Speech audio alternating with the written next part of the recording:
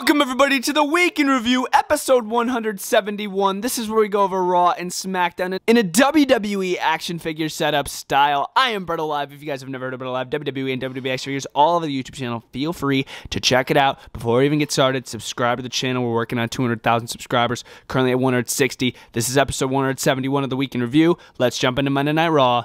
Before I jump into anything, Triple H, baby. Oh yeah! The cerebral assassin, the game, the king of kings.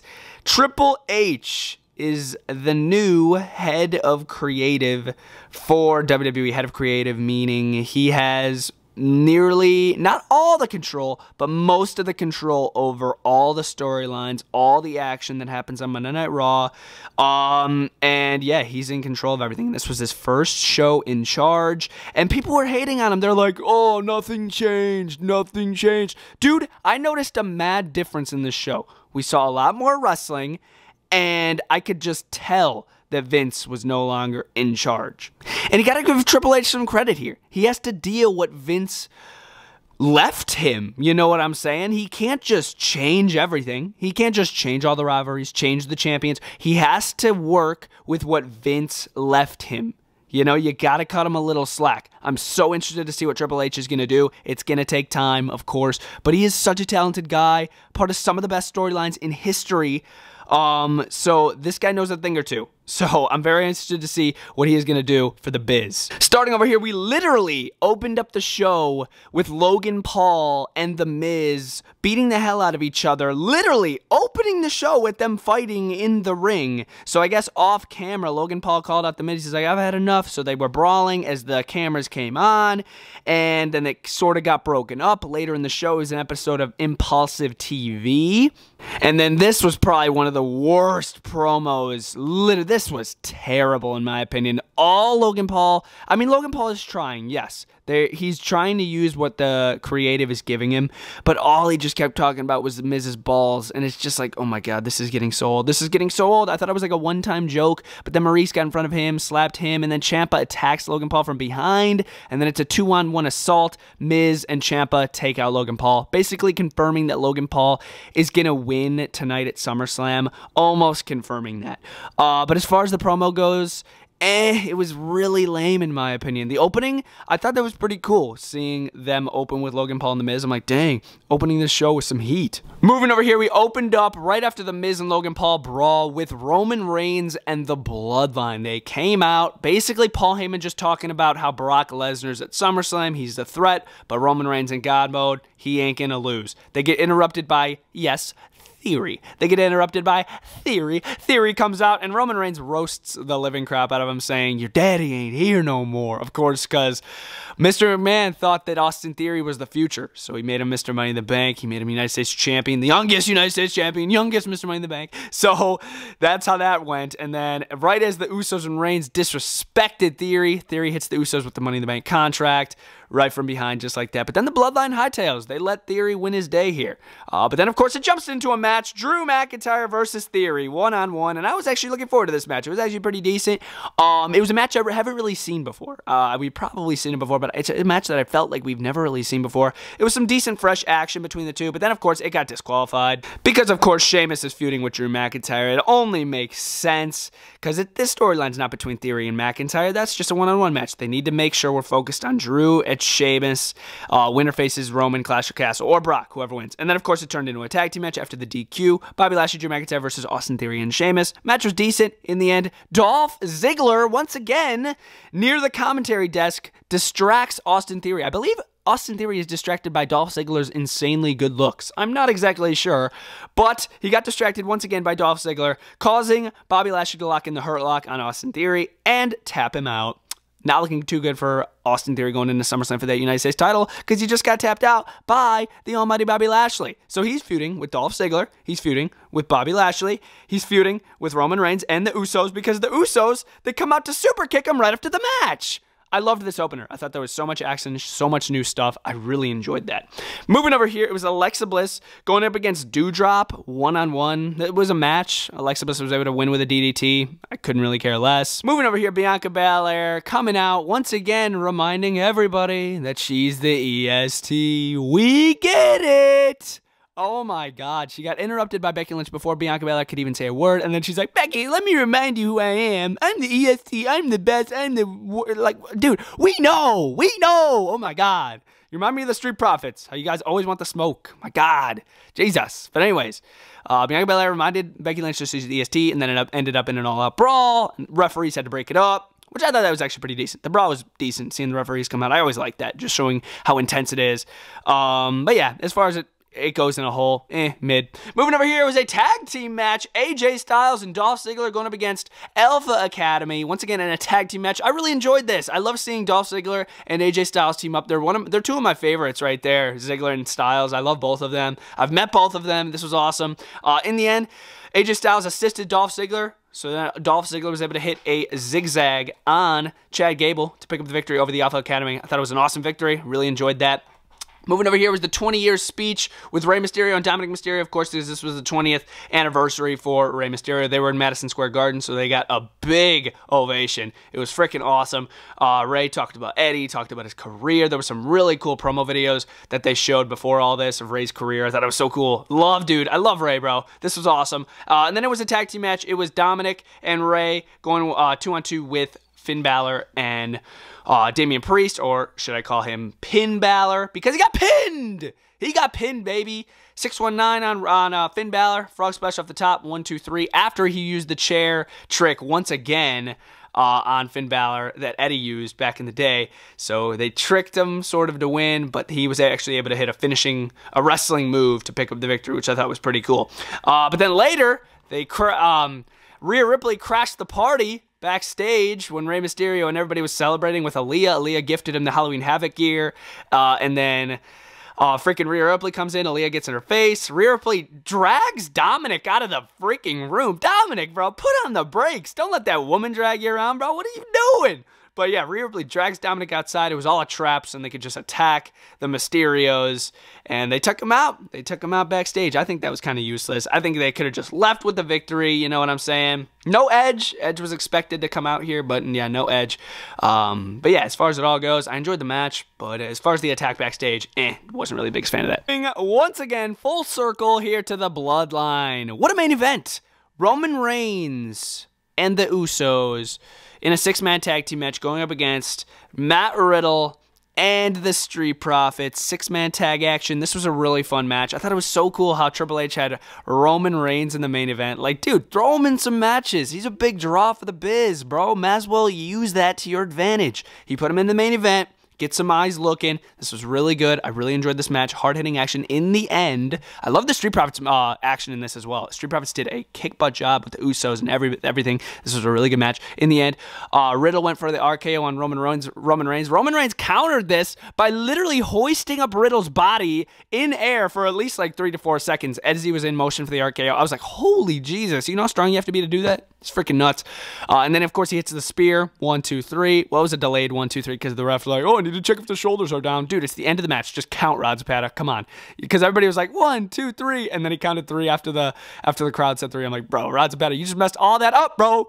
But yeah, it was still cool. It was still cool. Roman got the victory for the team. And then after the match, the Bloodline's walking up the apron. Seth Rollins' music hits. I'm like, oh my God, is Seth Rollins going to try to feud with Roman? But then I forgot. I'm like, oh wait, yeah, he's feuding with Riddle. I actually forgot that him and Riddle are feuding, dude. That's how lame it is. But then he ran down. Seth just curb stomps Riddle into the steel stairs. And now their match is in jeopardy because Riddle is supposedly injured for SummerSlam. So more than likely their match isn't happening at SummerSlam, which is bullcrap, bro. Which I don't know if that's all scripted, if Riddle is supposed to get injured. But yeah, they're postponing that match, which, oh man, why are they doing that? Come on. Just give us the match. But anyway, guys, that was Monday Night Raw. Triple H, kick butt job, dude. For what you had to work with, you made a great show happen here, in my opinion. I'm going to give it a 3 out of 5. Me giving Raw a 3 out of 5 is very, very freaking good. This show always gets a 1 out of 5 from me, or a 2 out of 5. This one is getting a 3 out of 5. There was a lot of wrestling, some good storytelling, decent action.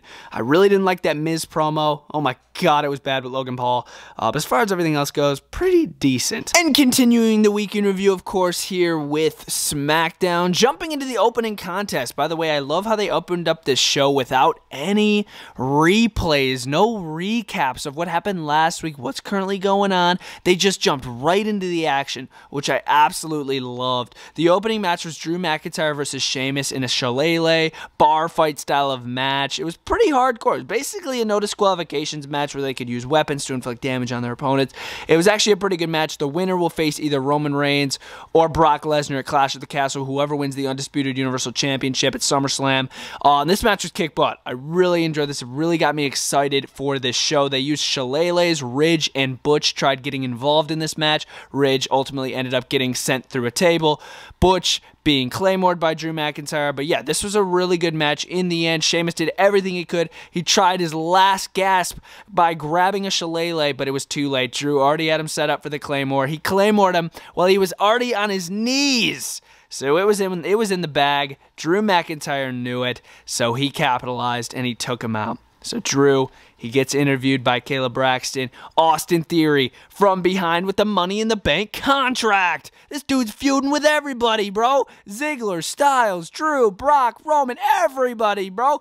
Literally. So he attacks Drew from behind during his interview, and he hightails. He's out of there, you know what I'm saying? But as far as the beginning goes, I really enjoyed this opening contest. It was good, man. Like I enjoyed it. Moving over here, we had Happy Corbin buying a ticket to Smackdown. He was sitting front row, conveniently right behind Pat McAfee. Of course, he's going to cause some shenanigans behind Pat as he's trying to do his job as a WWE commentator behind the desk. My dream job, by the way.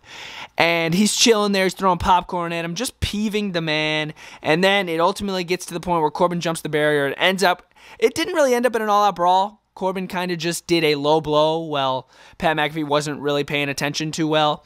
And he kind of just left. I was like, ooh, I don't know about the build-up for this. I like how he's sneak attacking Pat McAfee behind the desk. But I feel like this was kind of similar just to the beatdown that he did recently on SmackDown 2. I know that's Corey Graves on the floor, but I'm just trying to pose that as Pat McAfee. But yeah, as far as this goes, I'm not really looking forward to their match at SummerSlam. It ought to be good, but yeah, I'm not really looking forward to it that much. Moving over here, well, here first. By the way, beautiful Shotzi Blackheart figure. Brand new, part of Elite 95. Review dropping soon on this. Definitely stay tuned. It's a great figure. Picked it up from Ringside using discount code LIVE. But anyways, Shotzi Blackheart had a one-on-one match going up against Aaliyah. Finally, a week where Aaliyah doesn't get the women's right from Lacey Evans. No Lacey Evans to be seen. It was freaking awesome to not see Lacey Evans do the women's right to Aaliyah. Aaliyah finally had just a regular match. They gave her some time to do her thing, as well as Shotzi. They had a decent match, I'm not going to lie. In the end, we saw Shotzi hit, oh man, she said, never, I think it's called Never Wake Up. I think that's what the finisher was called. It was wicked. She whiplashed freaking Aaliyah, and it was over, man. Shotzi wins. Ronda Rousey comes out, and then she's like, leave my ring now. And then Shotzi's like, kind of like, no. And then she just gets taken out, and Shotzi ends up leaving the ring. Obviously, it turns into a tag team match. Ronda Rousey, Liv Morgan versus Natalya and Sonya Deville. Of course, Ronda and Liv definitely trying to prove to Natalya and Sonya why they have the match at SummerSlam and not Natalya and Sonya. This tag team match was okay. Liv Morgan definitely refused to tag Ronda Rousey in multiple times in this match. Ultimately, Ronda Rousey would tag herself in to win the match with like a leg lock. But yeah, their match ought to be good at SummerSlam. I really hope Ronda Rousey does not beat Liv. I want to see Liv Morgan's title reign continue. She's just so happy, dude, that she's the champ. I just love it, bro. She's awesome. But yeah, this tag match was okay. As far as the Shotzi match and Aaliyah, also, just okay. Moving over here was a tag team match. It was the Viking Idiots going up against the New Day in tag team action. This match was really boring. I could not get behind this match whatsoever. I don't know about you guys, but I just thought this was really lame. Yeah, it was a match, you know? It was a match. The Viking Idiots ended up picking up the victory, and then they basically just destroyed Kofi Kingston's leg after they already beat him. I was like, why? Like, bro, I know you're heel. So basically, face Viking Idiots, they lose. Heel Viking Idiots, they win. It's crazy. I know, it's crazy how that works. Anyways, moving over here. By the way, I thought it was lame as crap. Moving over here, it was the Usos and the Street Profits face-to-face with Jeff Jarrett out there. Just feeling the waters a little bit. How is this going to go at SummerSlam with Jeff Jarrett? I actually enjoyed this promo. Jeff Jarrett was in the center of all this freaking brutality going on. It ended up in an all-out brawl. I believe it was Jey Uso that accidentally super kicked Jeff, Jarrett right in the face, and he got pissed off, so he pushed him off. And then the Street Profits ended up pushing, or Angelo Dawkins himself pushed the Street Profits out of the ring. Another Elite 95 figure right there, Jimmy Uso. Looks freaking stunning. Ringside Collectibles guys, pick them up while they still last, boys. But yeah, I thought this promo wasn't too bad. Definitely giving us something to look forward to at SummerSlam. Their tag team match ought to be really, really good. Moving over here, it wasn't the main event, technically. It was technically just Paul Heyman doing, like, the main event promo, if you will. He was coming out talking about how Brock Lesnar's still a threat to Roman, but Roman's basically not going to lose. Just the same old stuff that Paul's been talking about over the past, like, 3 weeks. Brock Lesnar interrupts. His music hits. Pyro hits. I'm like, okay, this is cool. Comes out, intimidates Paul Heyman, gets him in the corner. Out of nowhere. Theory from behind with the Money in the Bank contract, whacks it over the back of Lesnar. Lesnar ultimately gets the best of Theory, multiple suplexes, sends him out of the ring. Theory hightails, and then he gets claymored by Drew McIntyre. What the heck? Like I said, this man's feuding with everybody. Drew, Brock, Roman, Ziggler, Styles, everybody, bro. I swear he is feuding with everybody. But yeah, he ultimately got claymored by McIntyre. I thought it was pretty cool. I do like Theory, personally. I wasn't a fan of him winning the Money in the Bank, but he's growing on me. Every week he's growing on me, dude. He's goofy, man. Like, he's just a goofy heel. I like it, you know what I'm saying? But yeah, guys, that was the main thing. It was okay. But yeah, guys, that was SmackDown. Definitely a better show than the past couple weeks here for SmackDown. I've been giving SmackDown a 1 out of 5 a lot recently because it's been so lame.